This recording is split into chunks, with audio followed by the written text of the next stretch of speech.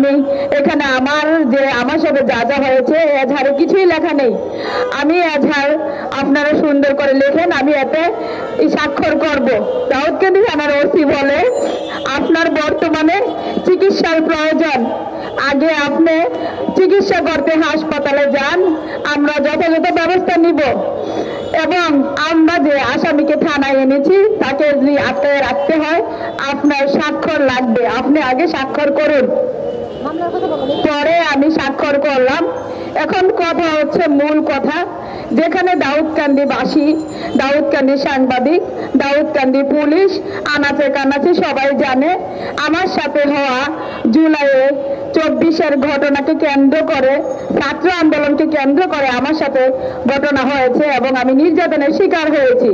এত সবকিছু জানার পরেও দাউদকান্দি থানায় আমি আসামিদের বিরুদ্ধে যথাযথ প্রমাণ দিয়ে মামলা দায়ের করার পরেও আসামিদের বিরুদ্ধে 4-4টে মামলা থাকা সত্ত্বেও দাউদকান্দি থানার ওসি জুনায়েদ চৌধুরী আসামিদের বিরুদ্ধে কোনো প্রকারের ব্যবস্থা না নিয়ে, আসামিদেরকে গ্রেফতার না করে, মামলাটা যে দাঁড়ায় হওয়ার কথা ছিল সে দাঁড়ায় দায়ের না করে আমার মামলার 4 জন আসামি, শাহানাজ আক্তার সুমনা 1 নম্বর আসামি, সৌরভ হোসেন 2 নম্বর আসামি এবং শাহানাজ আক্তারের ছেলে স্বামী এবং তার ভাই সুহেল এবং রাবেয়া, আমার মামলার 4 জন আসামির মধ্যে 1 নম্বর আসামি শাহানাজ আক্তার সুমনাকে বাদী করে 4 জনকে সাক্ষী করে আমার বিরুদ্ধে মিথ্যে চাঁদাবাজির মামলা এফআইআর দেয়। যেখানে যেদিন মামলাটা এফআইআর দেয় ওই দিন ছিল 26/11 নভেম্বরের 26 তারিখ ছিল। ওই দিন সারাদিন আমি থানায় ছিলাম। দাউদকান্দি থানার ওসি আমাকে একবারও জিজ্ঞেস করেনি আপনার বিরুদ্ধে মামলা দায়ের হচ্ছে, আপনার বিরুদ্ধে অভিযোগ করা হয়েছে, আমি কিছুই জানতাম না। আমি ওনাদের কাছে সহযোগিতার জন্য থানায় যাই, বলে আমি দাউদকান্দি থেকে আজকে 4 দিন ঢাকার দাউদকান্দির বাহিরে আছি, বাসায় যেতে পারতেছি না, আমাকে ব্যবস্থা করে দেন, আমি আমার বাচ্চাদের কাছে যাব।